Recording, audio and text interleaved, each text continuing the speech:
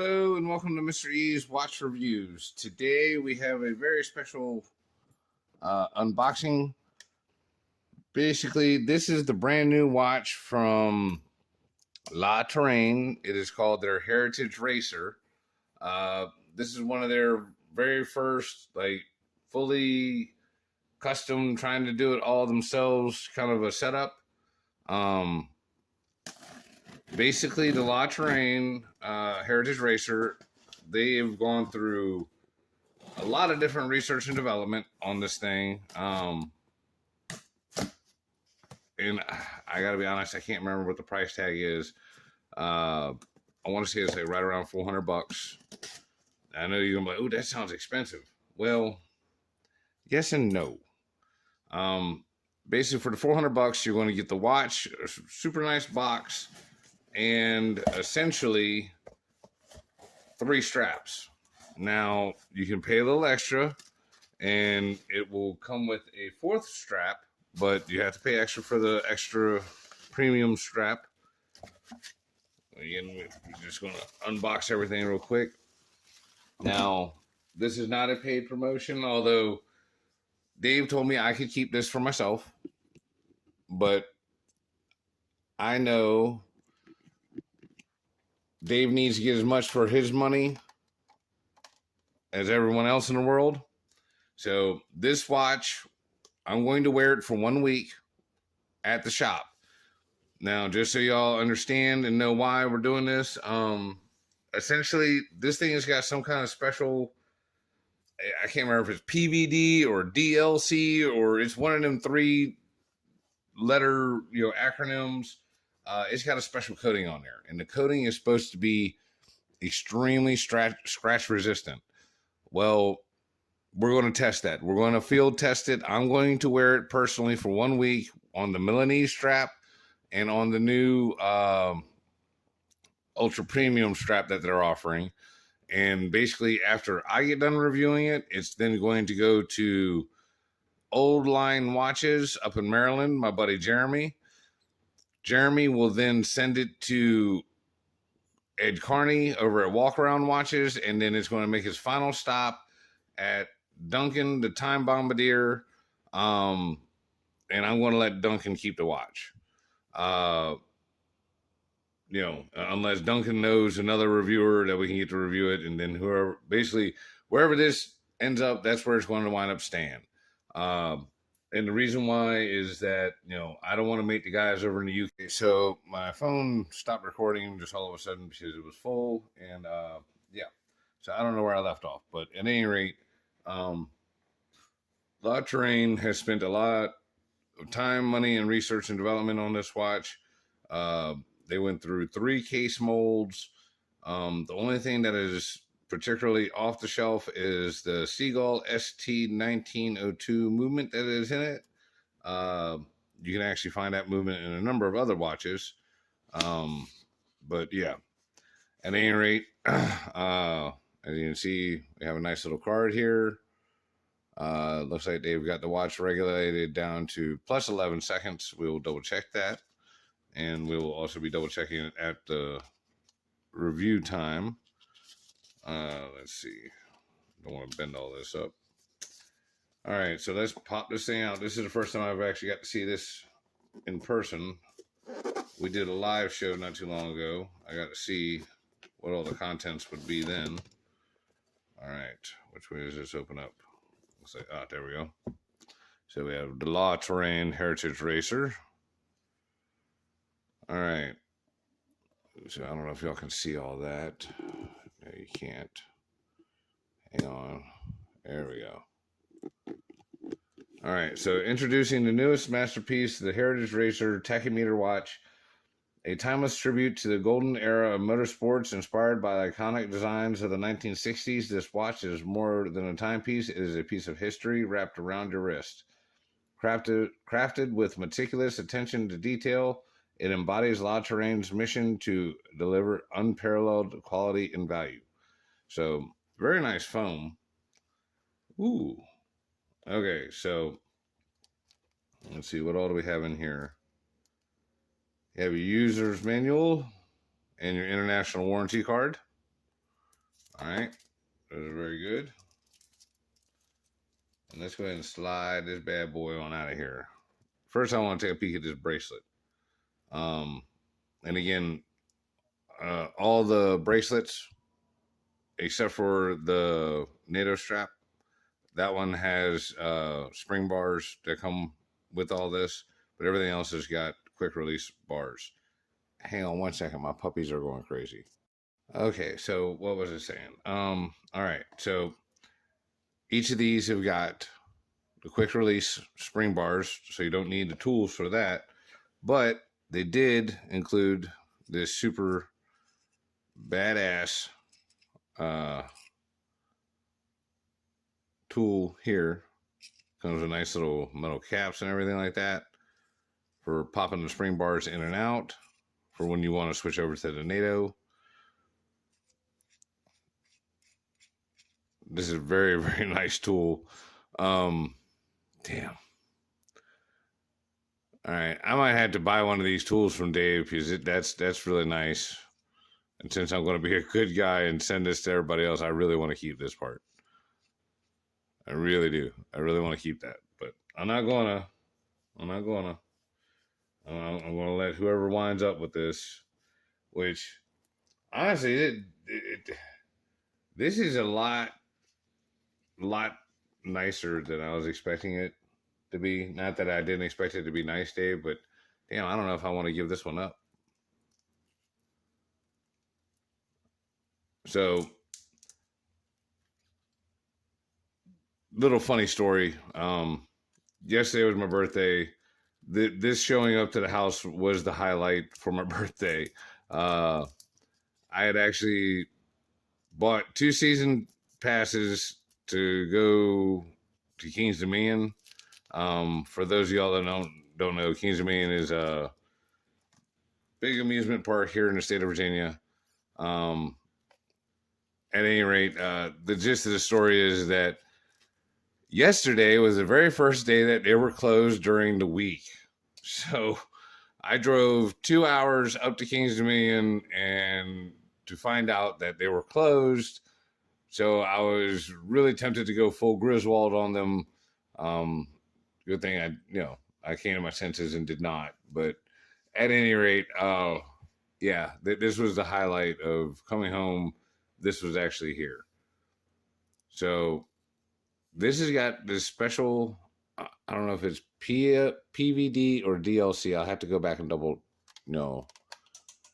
check. But it's got this special black coating all on the watch. This stuff is supposed to be super scratch resistant. Not that I'm going to go try and tear up the watch, but we are going to test it out, with a week at the shop just to see. I'll do half the shop or half the week on the premium bracelet and on the Milanese bracelet, just so we can test them both for comfort. But both of these are also coated with the same coating that is on the case itself. These things are all gorgeous. I mean, this stuff is just really, really nice. Of course, you got the movement there, which is just absolutely beautiful. Of course, this is a manual wind watch. So that means you do got to wind it up each and every day. It does not have a screw down crown, which is actually right good for a mechanical wind watch. Let's see, is it running yet? Yep. Okay, so the little second hand started running over here. So this thing has got AR coating on the crystal, sapphire case, see-through case back. It is, I believe, 100-meter water resistant. Again, if you're going to wear this in the water, they say do not use the chronograph functions. Now, one thing about a manual wind watch, once you get it running, you want to, is that all the way out? No, it's a non-hacking movement. So if you want to set the time, you want to set the time before you wind it all the way up. And let's see, that's showing daytime. All right, so we're in the morning. Looks like it's about 9:19.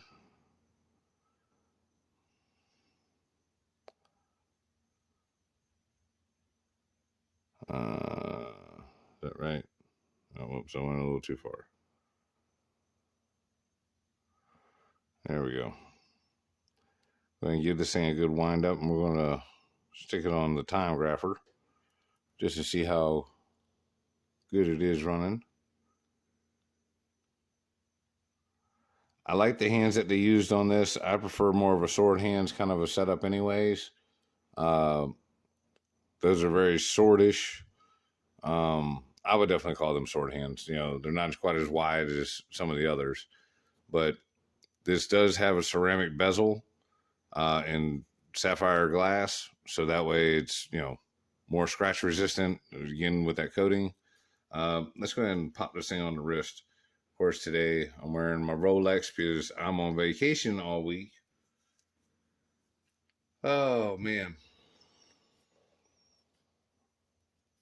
yeah, I might actually request to get this one back, because I'm going to be sending this to my buddy Jeremy at Old Line Watches up in Maryland, and then shipping it over to the UK for Duncan and Ed Carney to check this one over. Yeah.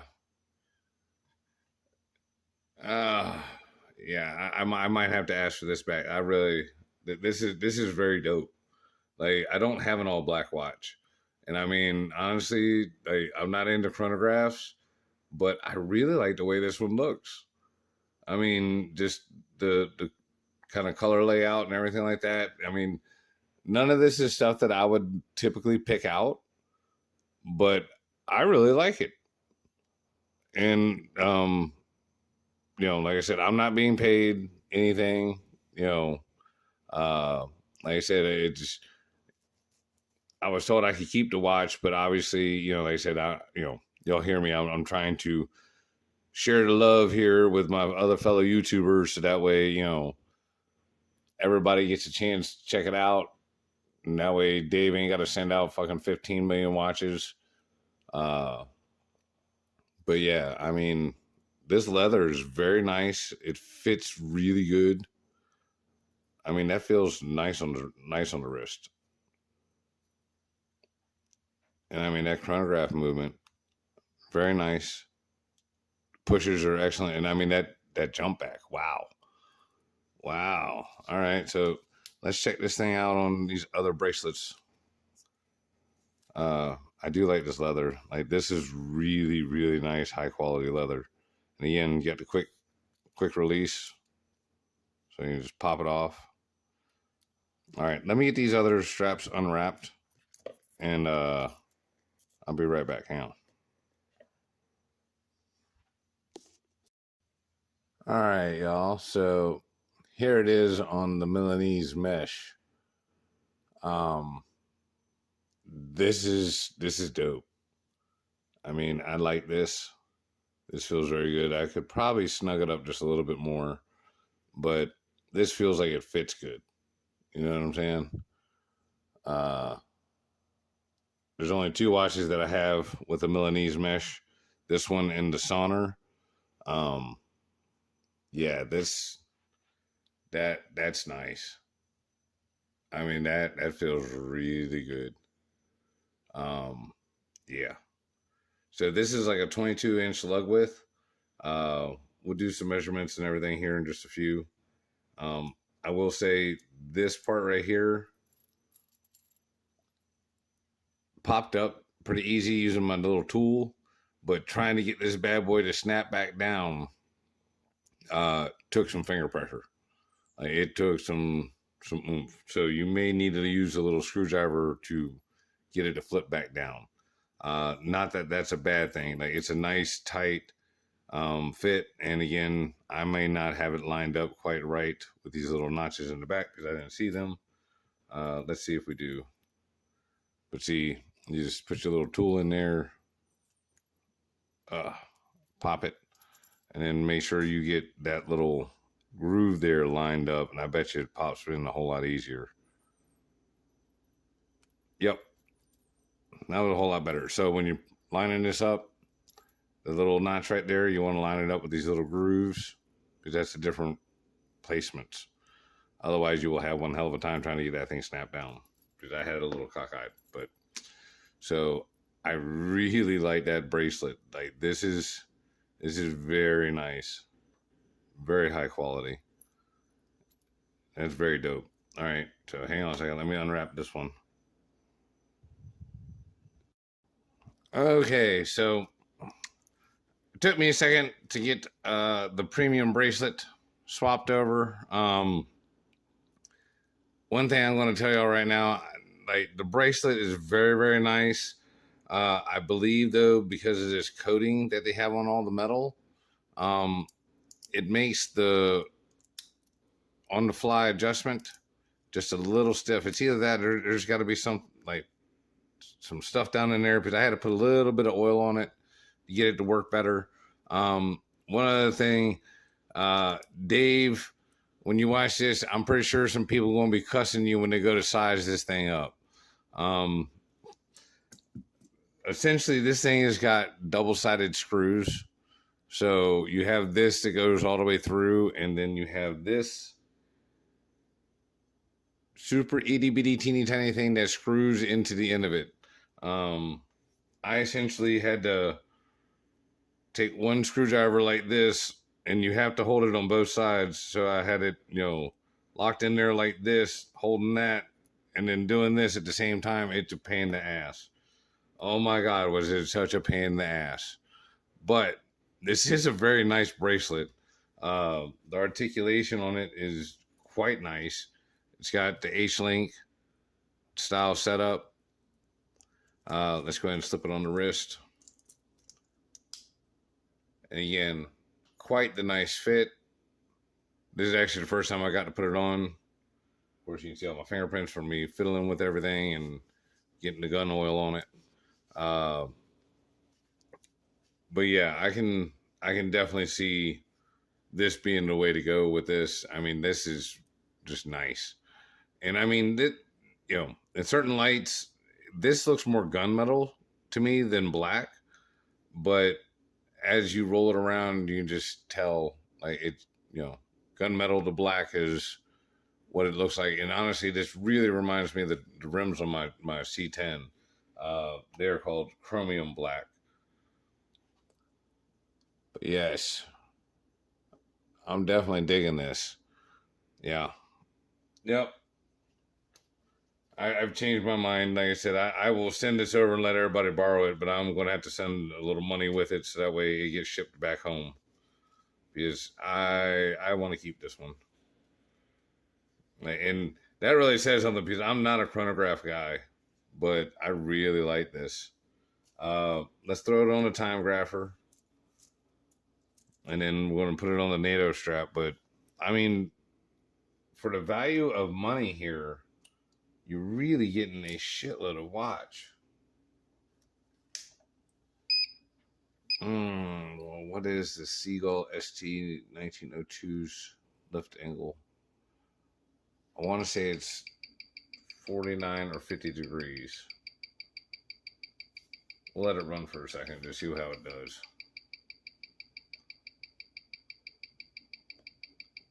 Because changing the lift angle does not necessarily improve or affect the readings that much.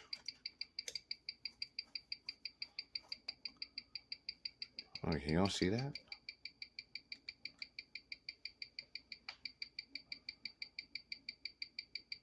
Wow, amplitude is fantastic. I mean, we've got a pretty steady 0 beat error and 0 seconds reading. Now it's at +1.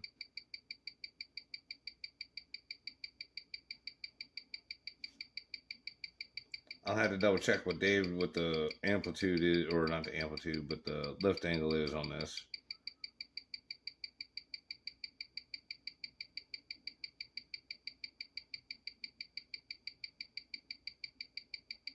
Those are excellent numbers. That's even way better than what he said it was running at. As I said, they said it was running up to plus 11.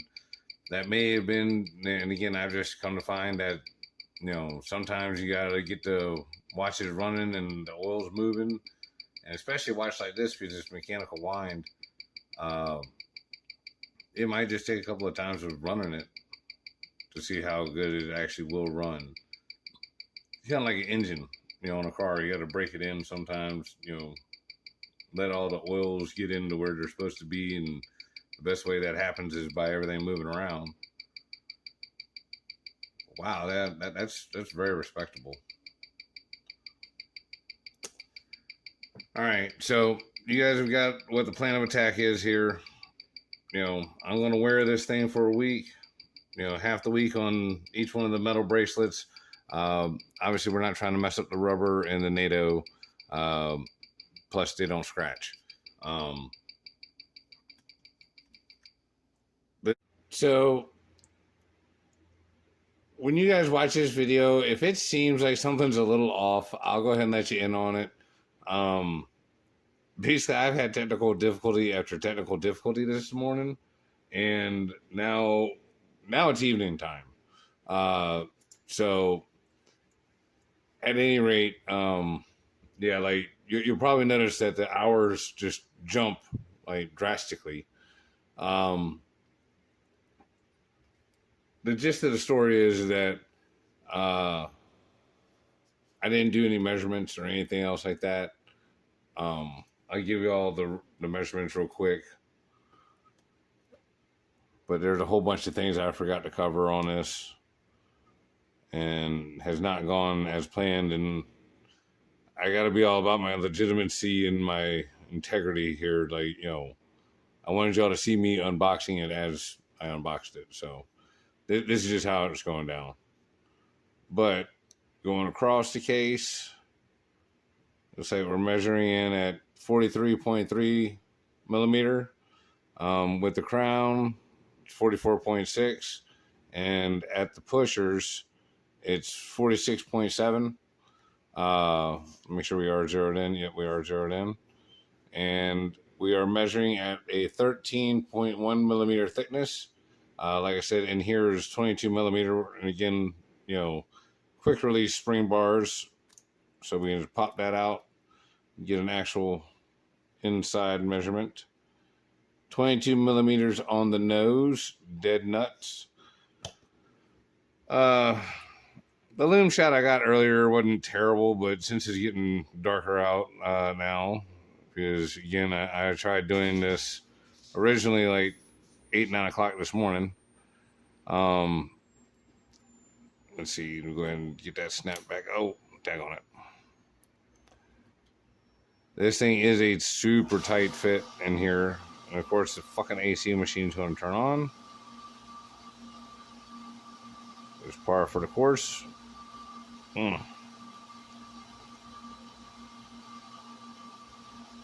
Yeah, there we go. Perfect. So, very, very tight fit here at the end lengths. Like, it is just exactly right. So you have to have it lined up just exactly right. I really do like the way this thing looks on wrist here. And you know what? We're going to throw it on the NATO for you guys to be able to see that too. There will be links down below. No, I don't make any money off of it. It's just to help you guys find it. Dave did a real nice write-up on this. One of the links will be to that, so you can go and, you know, just read up a little bit. But it's a lot of the same information I've already covered here. There is a thingamabobber on here that I missed. Sorry, that's bugging me now. I see it, and it's got to come off. I want all the thingies off of here. At least I think there's a thingy. It might be on this side. Is the thingy on that side? No? Is it just a piece on the end here or something? I mean, there's clearly a piece of plastic here. Oh, that's the only thing I hate about getting new watches is getting all that plastic crap off of them. But yes, like I said, this has got a special coating on here, on it in the case, that is supposed to be very scratch resistant. Like I said, I'm just going to wear it to the shop like I normally wear any of my other watches. I'm just going to wear it for a week. Half the week I'm going to wear it on this bracelet. The other half I'll wear it on the milanese strap. So that way, you know, all the reviewers after me will be able to say it was field tested by an automotive technician. I tell you what, man, this thing is showing some fingerprints. Good Lord. And look, I ain't even been at the shop for 3 or 4 days, so my hands are actually not terrible looking. You know, they're not completely foobarred. It's amazing what happens, you know, you stop touching cars for 4 or 5 days.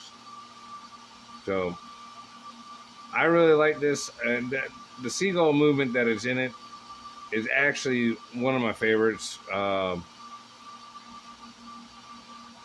really like how pretty it is.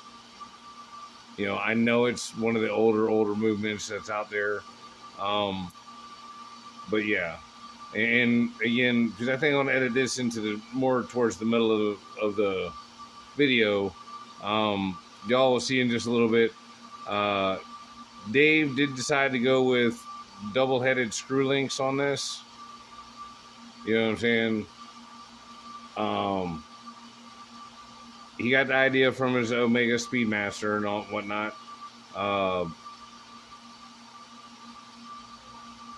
It's not fun doing those. It's just all I'm going to say. It's not fun trying to hold 2 screwdrivers and get that done. It's a pain in the ass, but luckily he did not put any Loctite on there. You know, the sapphire crystal does have AR coating. The bezel on the outside is fully loomed.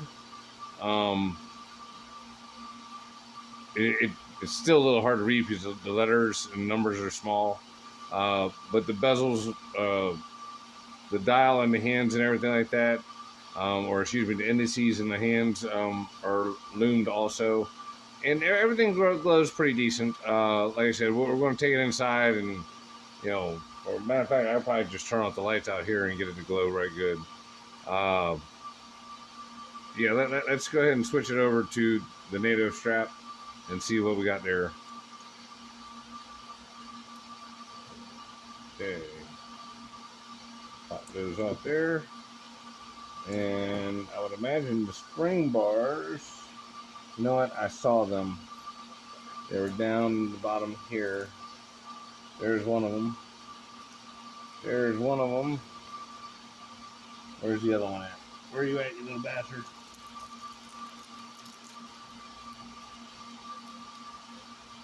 It's stuck in the thing here. Oh, and it does also come with a nice little polishing cloth. Yeah. Alright, so let's pop these bad boys in. These are nice spring bars too. These are not like the cheap little thin ones. Yeah, these are good ones.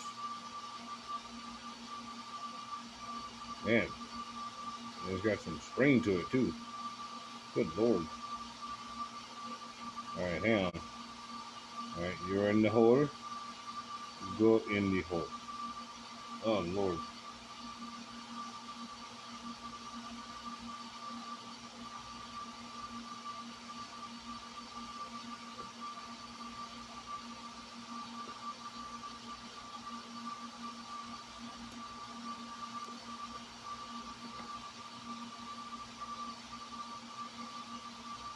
Alright, that's in the hole. Man. These spring bars are like just the right fit. I can totally see why they gave you the really good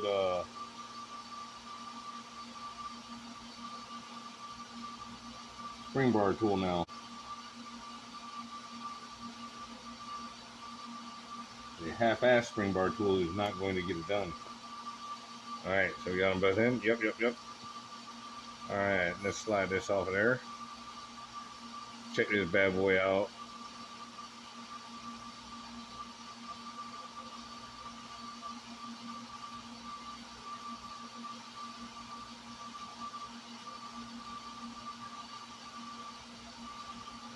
All right. Let's see. We'll go through there. Sorry about the heater noise in the background. But I've already had enough faux pas with trying to get this done. We're not going to let that thing stop us right now.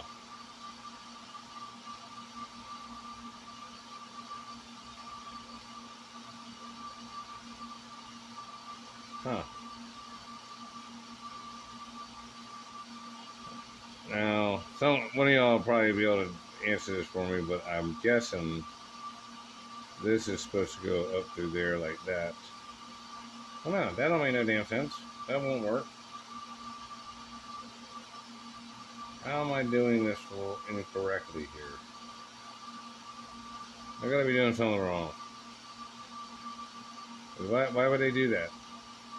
I don't understand. Why would there be two loops? I guess that's just the way it goes.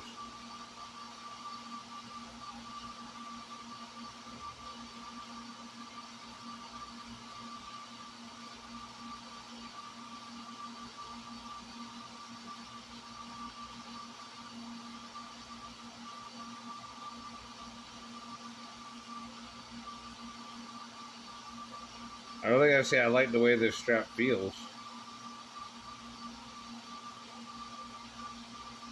It feels right comfy.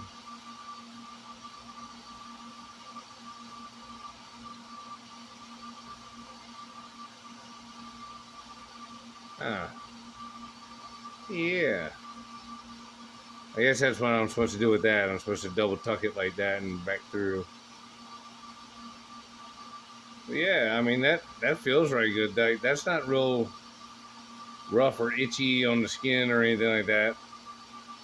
Because a lot of these kind of straps, I don't know, they just don't feel good. But that one's nice.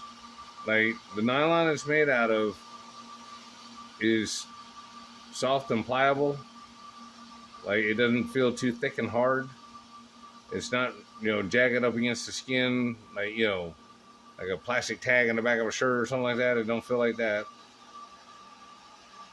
And the stitching here in the center is actually quite nice. I'm not sure if that's other nylon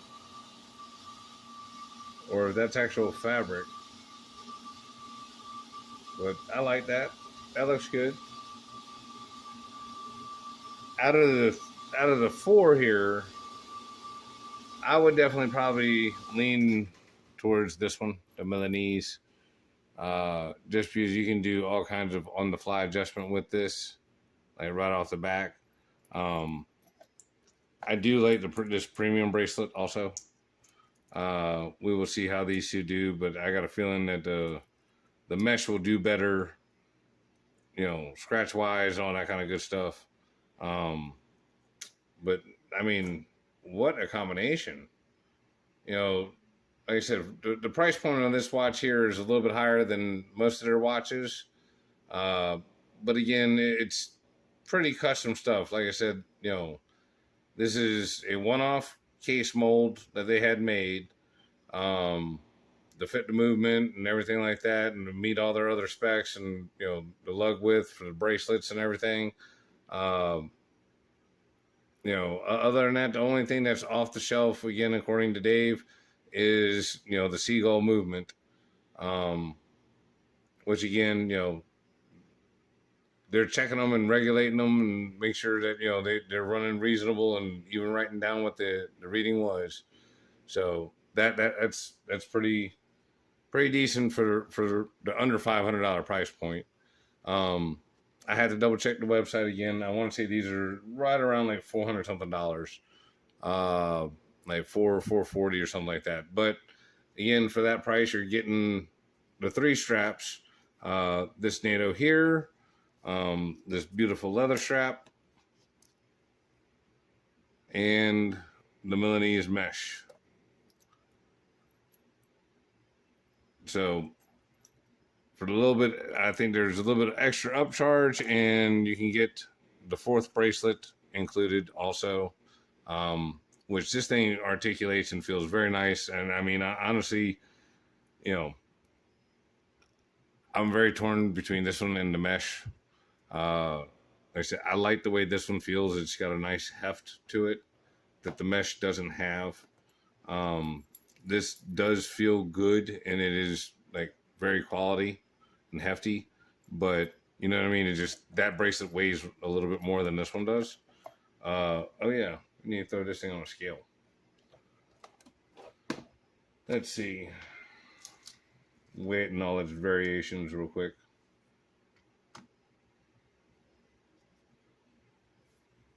All right, on the NATO, weighing in at 102 or 100 grams, 0.2. Let's go ahead and slip this off. And instead of putting them on, we're just going to set them on here. Now, this is weighed up to my wrist with that bracelet. I'm looking at 180.2 grams. The weight of it, the way it comes, would be 196.6. Let's see, with the Milanese mesh. Oh, daggone it. Okay, that weighs 54 grams by itself.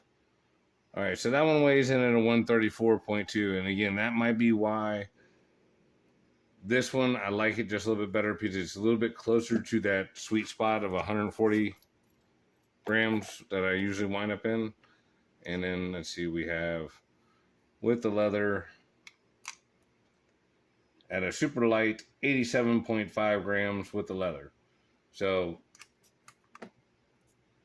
basically, no matter what you like as far as weight wise, they've kind of got you covered one way or the other.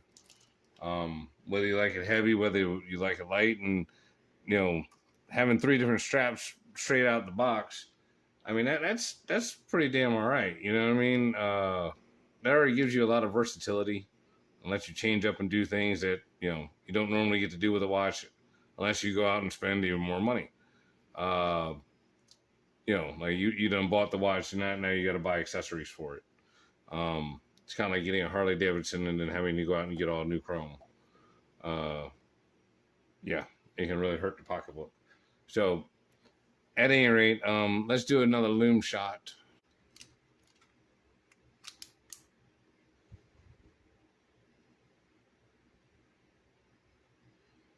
There we go.